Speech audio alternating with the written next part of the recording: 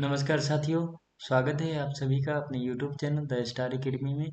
हम कक्षा 12 की जो इतिहास है, एंशियंट हिस्ट्री, उसके पहला चैप्टर ईंट, मनके और अस्थिया को पढ़ेंगे, जो कि हड़प्पा सभ्यता की जानकारी मिलती है इस चैप्टर में।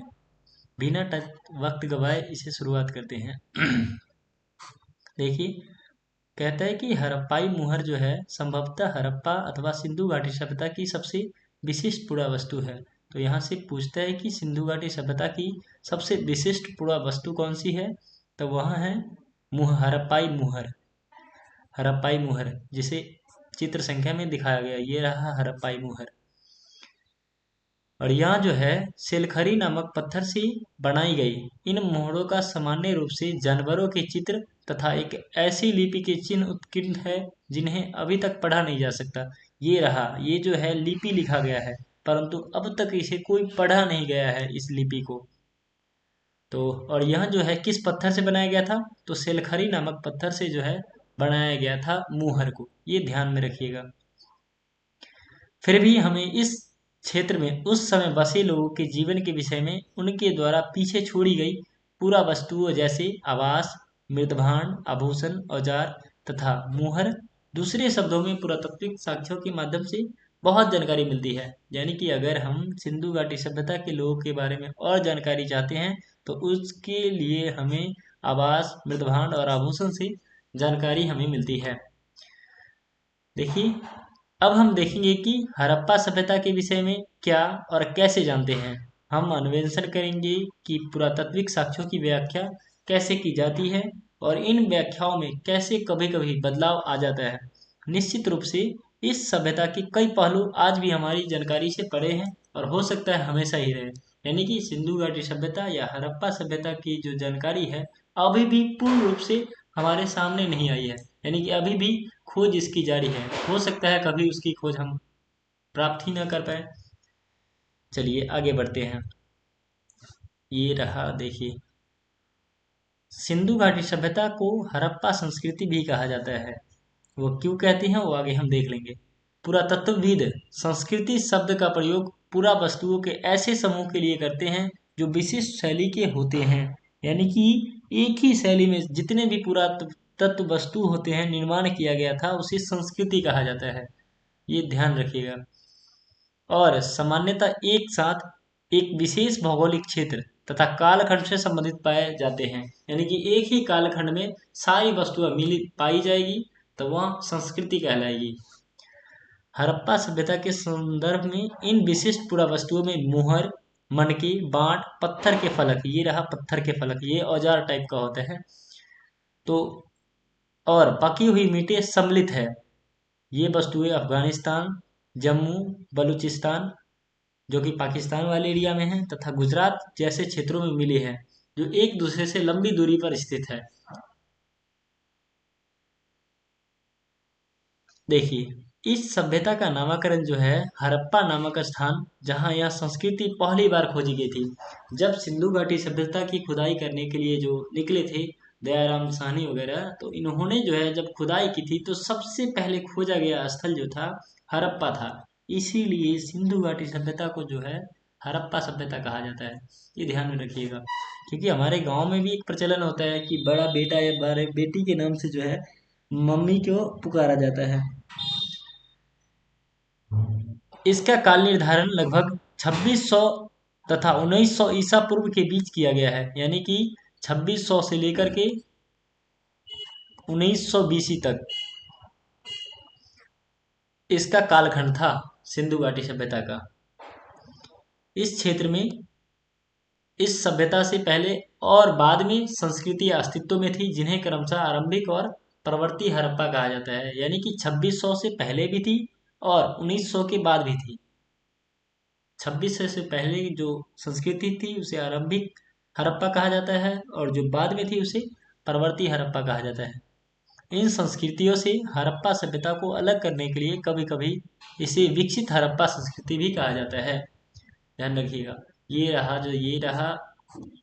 रहा मनके, इसका उपयोग जो है गले में गूंथ करके पहना जाता था इसे। और ये रहा बांट, जिसे हम अभी बटखारा कहते हैं, जिसका वजन करने में इसका काम आता था।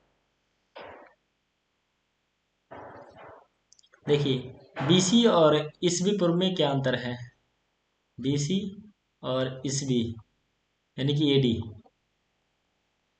यानी कि ईसा मसीह के जन्म से पहले की जो भी घटना थी उसे बीसी कहा गया, और ईसा मसीह के बाद जितने भी घटनाएं हुई उसे ईसवी कहा गया।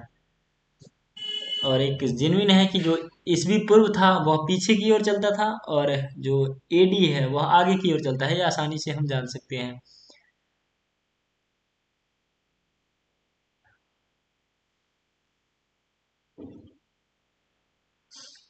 इसका आरंभ देखते हैं।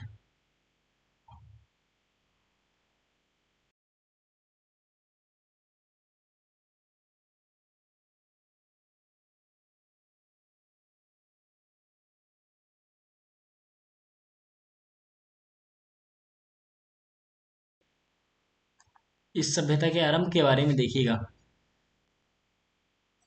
इस क्षेत्र में विकसित हड़प्पा से पहले भी कई संस्कृतियां अस्तित्व में थी, यानी कि हड़प्पा सभ्यता से स्टार्टिंग से पहले और भी संस्कृतियां थी। ये संस्कृतियां अपने विशिष्ट मृदभांड शैली से संबंधित थी। मृदभांड शैली यानी कि जो मिट्टी के बने गए बर्तन थे उस शैली से संबंधित थी, तथा इनके संदर्भ में हमें कृषि, पशुपालन और कुछ शिल्पकारी के साक्ष्य से भी मिलते हैं। उसका जो वर्णन है हमें वो कृषि, शिल्पकारी और पशुपालन के साक्ष्यों के आधार पर हमने पता लगाया कि इससे पहले कोई और सभ्यता थी। बस्तियां आमतौर पर छोटी होती थी और इनमें बड़े आकार के संरचना लगभग 9 के आकार की थी, यानी कि उस समय की बस्तियां जो थी छोटे आकार की होती थी। बड़े आकार थोड़े मिलते थे, अन्यथा नहीं।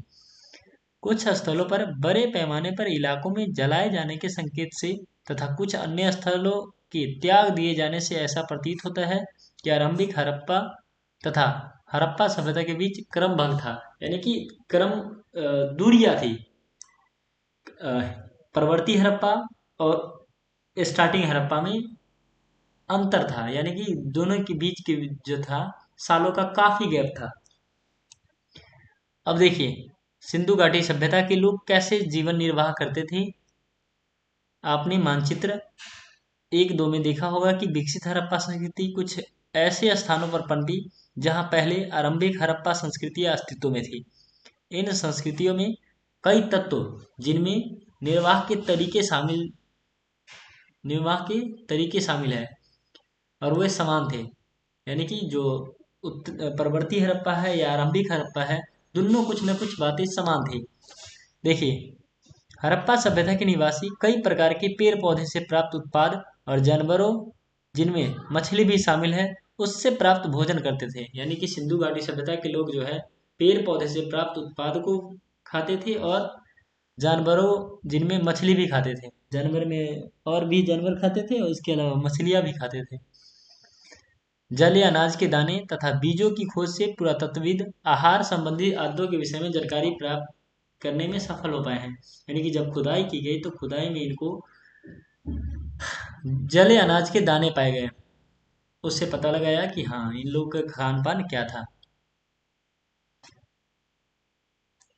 इनका अध्ययन पूरा वनस्पति करते हैं, जो प्राचीन वनस्पति के अध्ययन के विशेषज्ञ होते हैं। हड़प्पा स्थलों के अनाज के दाने में गेहूं, जौ, दाल, सफेद चना तथा तिल शामिल है। ये ध्यान रखिएगा कि हड़प्पा स्थल से कौन कौन से अनाज के दाने मिले हैं। गेहूं, जौ, दाल, सफेद चना और तिल, ये सब मिले थे। बाजरे के दाने गुजरात से प्राप्त हुए हैं। ये ध्यान रखिएगा कि बाजरा के दाना जो है कहाँ से मिला है। बाजरे के दाने कहाँ से मिले हैं, तो मिले हैं गुजरात से। ये ध्यान रखिएगा, बाजरे के दाने कहाँ से मिले हैं, गुजरात से। और चावल के दाने अपेक्षाकृत कम पाए गए हैं, यानी कि चावल के दाना जो है जितना पाया गया है उतना ये नहीं पाया गया है। कौन सा, बाजरा के दाना उतना नहीं मिला है जितना चावल के दाने मिले हैं। हड़प्पा स्थलों से मिली जानवरों की हड्डियां में मवेशियों, भेड़, बकरी, भैंस तथा सूअर की हड्डियां शामिल है। यानी कि हड़प्पा के प्रमुख स्थलों से जो है कौन कौन सी जानवर की साक्ष्य मिले हैं, भेड़, बकरी, भैंस, सूअर की हड्डियां मिली हैं।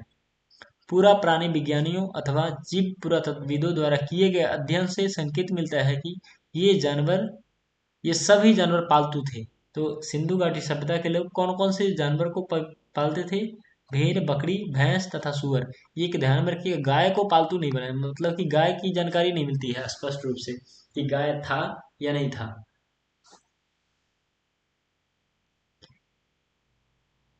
जंगली प्रजातियों जैसे वराह मतलब सुअर, हिरन तथा घड़ियाल की भी हड्डियां भी मिली है। हम यह नहीं जान पाए कि हड़प्पा निवासी स्वयं इन जानवरों का शिकार करते थे अथवा अन्य आखेटक समुदाय से इनका मांस प्राप्त करते थे। यानी कि स्पष्ट रूप से जानकारी ये हमें अभी तक नहीं हुई है कि सिंधु घाटी सभ्यता के लोग जो है खुद से मार करके जानवरों का या खुद से शिकार करके भोजन करते थे, या किसी और के द्वारा शिकार किया गया उससे खरीद करके खाते थे। अखेटक मतलब होता है मांस प्राप्त करना, ये ध्यान रखिएगा। अखेटक का क्या अर्थ होता है? मांस प्राप्त करना, मांस प्राप्त करना, ये ध्यान रखिएगा। मछली तथा पक्षियों की हड्डियां भी मिली हैं, वहां से मछली और पक्षी की हड्डियां भी मिली हैं। कृषि और प्रौद्योगिकी देखिए, कृषि के लिए कौन कौन सा उपयोग करते थे, कौन कौन सी टेक्नोलॉजी का उपयोग करते थे। हालांकि अनाज के दानों से कृषि के संकेत मिलते हैं, पर वास्तविक कृषि की विधियों के विषय में स्पष्ट जानकारी मिलना कठिन है, क्योंकि जुते हुए खेतों में बीज का छिड़काव किया जाता था। क्योंकि जुताया खेत में जो है बीजों का छिड़काव किया जाता था, तब जाकर के फसलें उगती थी। मुहरों पर किए गए रेखांकन तथा मन मूर्तियां यह इंगित करती है कि वृषभ के विषय में जानकारी थी। ये जो है वृषभ है, ये जो पशु दिख रहा है आपको वृषभ है, ये पशु वृषभ है।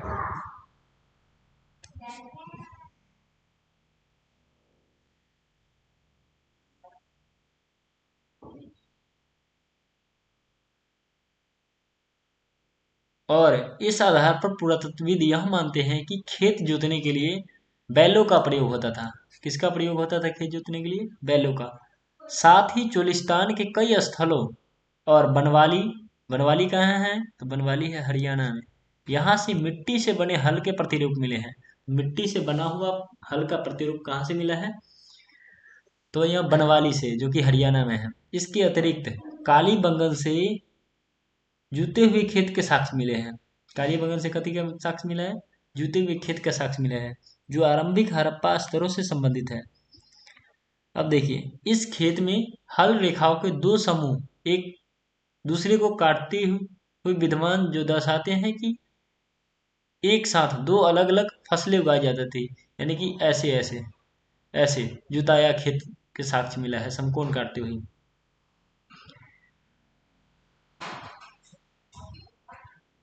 पुरातत्वविदों ने फसलों की कटाई के लिए प्रयुक्त औजारों को पहचानने का प्रयास भी किया है।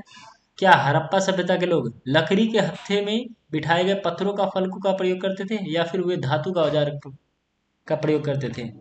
तो सिंधु घाटी सभ्यता के लोग फसलों की कटाई के लिए लकड़ी का उपयोग करते थे या धातु का?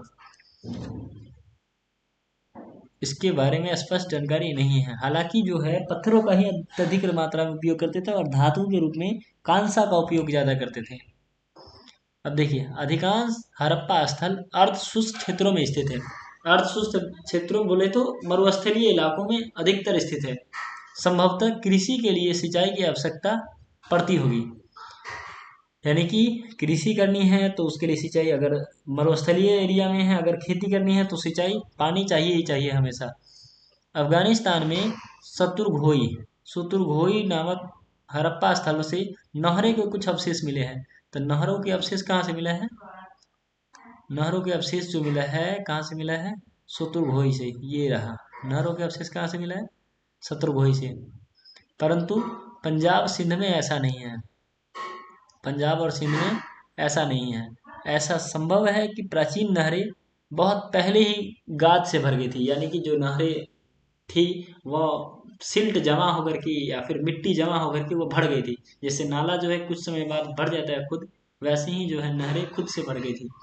या ऐसा भी हो सकता है कि कुओं से प्राप्त पानी का प्रयोग सिंचाई के लिए किया जाता हो। इसके अतिरिक्त धौलावीरा, जो कि कहाँ है धौलावीरा, गुजरात में है, वहां से मिले जलाशय का प्रयोग संभवतः कृषि के लिए जल संचयन हेतु किया जाता था। यानी कि धौलावीरा में जो जलाशय का प्रमाण मिला है, उसका उपयोग कृषि, यानी कि जब खेती करनी है उस समय उसका उपयोग कर लिया जाता था। धौलावीरा में जो जल को संरक्षण किया जाता था। अब देखिए बाकी आगे की कहानी आगे बताएंगे, वीडियो छोटी रहने दीजिए।